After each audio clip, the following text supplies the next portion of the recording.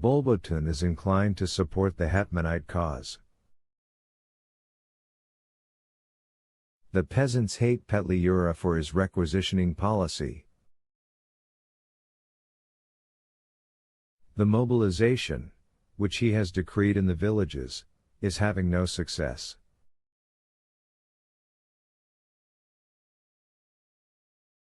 Masses of peasants are evading it by hiding in the woods. Let's suppose, damn Thisgold. Sorry. Hey, quit pushing. Why don't you read your paper at home? Sorry. We have always stressed that Petliura's bid for power. Petliura, the scoundrel. They're all rogues. Every honest man and true volunteers, what about you? What's the matter with you today, Ivan Ivanovich? My wife's caught a dose of Petliura. This morning she did a Bulbotun and left me.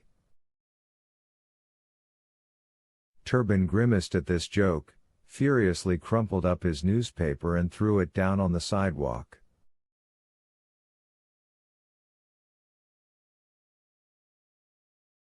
Then he pricked up his ears. Boo-oom, rumbled the guns, answered by a muffled roar from beyond the city that seemed to come from the bowels of the earth.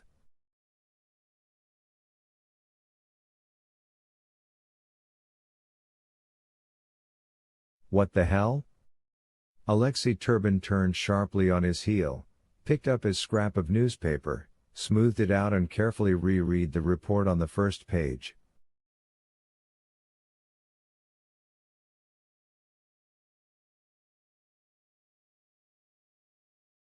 In the Irpin region there have been clashes between our patrols and groups of Petliura's bandits.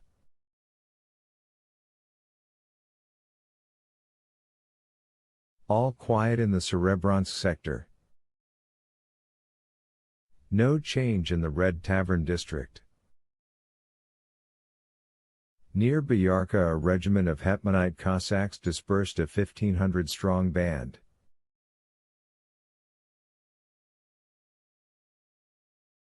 Two men were taken prisoner. Boo-oo-oom roared the grey winter sky far away to the southwest. Suddenly Turban opened his mouth and turned pale. Mechanically he stuffed the newspaper into his pocket. A crowd of people was slowly moving out of the boulevard and along Vladimirskaya Street.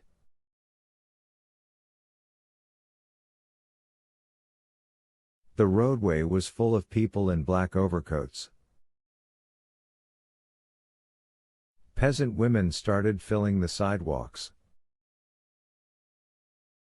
A horseman of the Hetman State Guard rode ahead like an outrider. His large horse laid back its ears, glared wildly, walking sideways.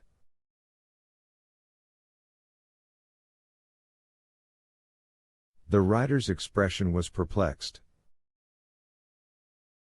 Occasionally he would give a shout and crack his whip for order, but no one listened to his outbursts.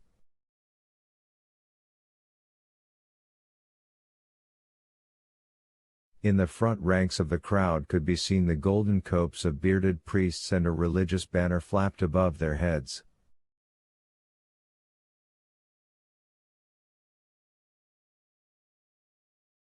Little boys ran up from all sides. Voice of Liberty! Shouted a newsboy and dashed towards the crowd.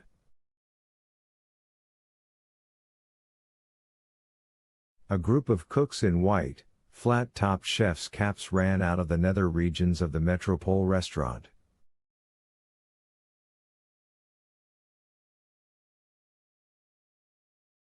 The crowd scattered over the snow like ink over paper.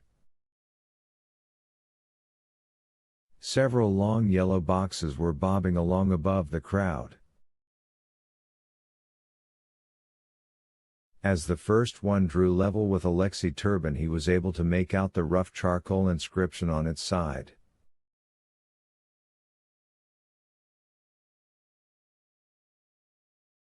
Ensign Yutsevich. On the next one he read, Ensign Ivanov. And on the third, Ensign Orlov. Suddenly a squeal arose from the crowd. A gray-haired woman, her hat pushed onto the back of her head, stumbled and dropping parcels to the ground, rushed forward from the sidewalk into the crowd.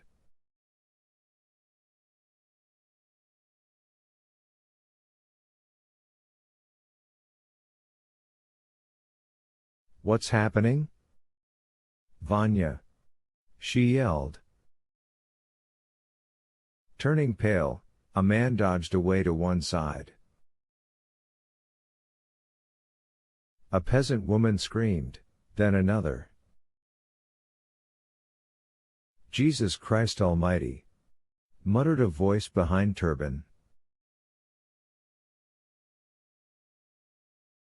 Somebody nudged him in the back and breathed down his neck. Lord, the things that happen these days. Have they started killing people? What is all this? I know no more than you do.